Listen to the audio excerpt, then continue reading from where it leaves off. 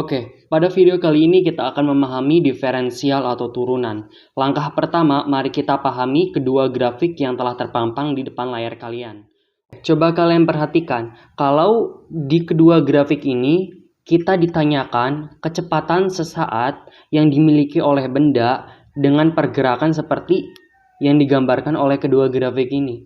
Caranya gimana? Oke, kita berfokus ke grafik yang pertama terlebih dahulu. Kecepatan sesaat. Kecepatan sesaat, ada kata kecepatannya kita garis bawahi, itu rumusnya adalah perpindahan dibagi dengan satuan waktu. Maka, untuk mencari kecepatan sesaat dari grafik ini, tinggal perpindahannya dibagi dengan 3-nya. Dalam artian, atau dapat kita simpulkan, bahwa untuk mencari kecepatan sesaat untuk grafik ini adalah sama dengan rumus gradien. Maka dapat dituliskan persamaannya seperti ini. Ingat, rumus gradien adalah delta Y dibagi delta X. Kemudian karena ini fungsinya adalah fungsi perpindahan dan fungsi waktu, maka kita ubah aja.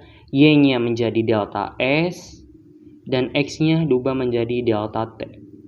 Maka dapat kita turunkan lagi.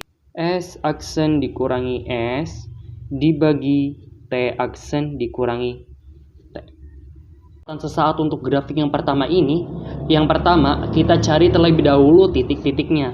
Yang pertama titik 0,6 ya. 0,6. Kemudian 3,0. Tinggal kita masukkan aja. S pertama yaitu 6 dikurangi dengan 0. Kemudian T pertama adalah 3 dikurangi 0. Berarti 6 dibagi 3 sama aja ya. Berarti 2 meter per sekon. Ini adalah nilai kecepatan sesaatnya. Nah, nilai kecepatan sesaat bernilai 2 meter per sekon ini akan bernilai sama dengan kecepatan rata-ratanya karena merupakan grafik yang berbanding lurus seperti ini. Lalu bagaimana mencari kecepatan sesaat untuk grafik yang kedua yang bentuknya seperti fungsi kuadrat seperti ini?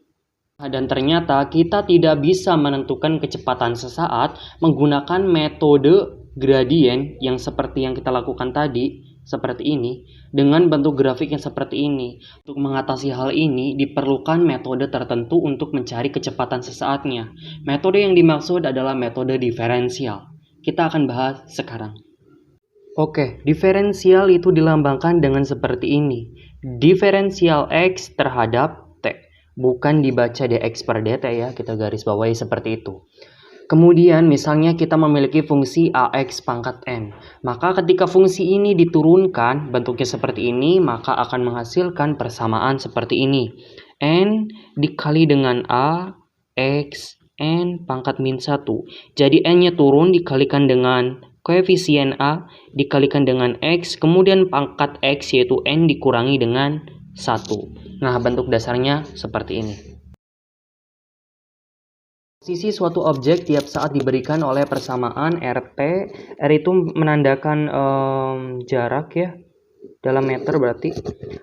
Kita tuliskan terlebih dahulu fungsinya RT min 2T kuadrat tambah 3T min 1. Dengan R dalam meter dan T dalam sekon. Kecepatan sesaat. Kecepatan sesaat berarti kita harus terlebih dahulu menurunkan persamaan ini. Berarti turunan pertama dari fungsi ini yaitu dx per dt 2 dikali min 2 yaitu min 4, kemudian dikalikan dengan t, 2 nya dikurangi 1 berarti pangkat 1. Yaudah, pangkat 1 nggak usah dituliskan. Kemudian turunan dari 3t yaudah 1 dikali dengan 3, kemudian t pangkat 1 dikurangi 1, t pangkat 0. T pangkat 0 itu 1, berarti 3 dikali 1 sama dengan 3. Berarti turunan pertama untuk menentukan fungsi kecepatan sesaat yaitu seperti ini. Berarti yang ditanya adalah kecepatan saat objek tersebut saat t sama dengan 1 second. Berarti tinggal kita substitusikan nilai 1 second terhadap persamaan ini. Berarti tinggal dimasukkan min 4, t-nya 1 second ditambah 3. Berarti akan sama dengan min 4 plus 3. Berarti kecepatan sesaat pada detik pertama yaitu min 1 meter per second. Min itu menandakan diperlambat ya. Oke, langsung ke contoh soal yang kedua. Sebuah benda bermasa 2 kg bergerak dengan posisi tiap saatnya memenuhi persamaan, yaitu kita langsung tuliskan saja. Fungsi R terhadap T itu 2T kuadrat min 3T plus 15. Dengan R adalah meter dan T adalah sekon. Momentum benda tersebut saat detik kedua. Oke. Konsep momentum itu dilambangkan dengan P besar, massa dikali dengan kecepatan. Massanya sudah terpampang ya di dalam soal. Masanya sudah terpampang dalam soal, maka kita langsung saja mencari kecepatannya dengan menurunkan persamaan posisi terhadap waktu. Oke, turunan pertama dari fungsi ini adalah 2 dikali 2, 4. Kemudian dikali T. T itu pangkatnya 2, dikurangi 1. 1 ya, berarti pangkat 1 nggak usah ditulis. Kemudian min 1 dikali 3, 3. Kemudian T pangkatnya 1 dikurangi 1, 0, berarti 3 dikali 1, 3 ya. Kemudian turunan pertama dari konstanta itu adalah 0, berarti langsung saja. Ini adalah persamaan kecepatan yang akan kita cari.